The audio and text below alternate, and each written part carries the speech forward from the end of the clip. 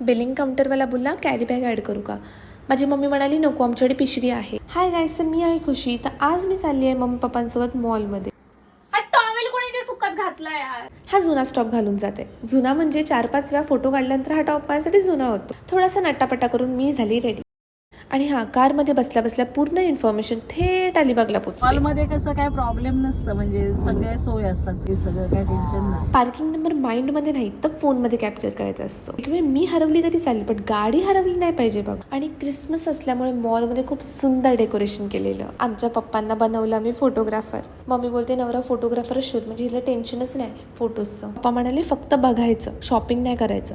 असं बोलून पप्पांनीच पहिली शॉपिंग सुरुवात केली. माझ्या लाईफच्या इंद्रधनुष्यामध्ये रेनबोमध्ये फक्त एकच कलर अवेलेबल आहे, तो आहे ब्लॅक.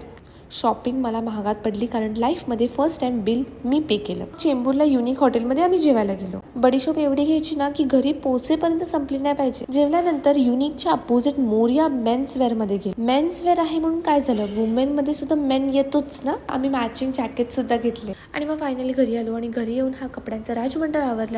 आणि सर्व मेकअप करून डार्क सर्कल्स लपवतात, पण कोण स्किन केअर कधी करत नाही. मग सर्वात प्रथम आपला चेहरा धुवायचा, मग कुंकुमध्ये ऑइल लावायचं, केसांना नव्हे चेहऱ्याला, मग 2 बोटांनी करायचं मसाज. आणि हे प्रोडक्ट बनवलं आहे डॉक्टर शुभम मोरेनी आणि हे केमिकल फ्री आहे. ह्या ऑइलमध्ये केसर आणि चंदन आहे, त्याच्यामुळे मस्त नॅचरल ग्लो येतो. लावून गाढ झोपायचं.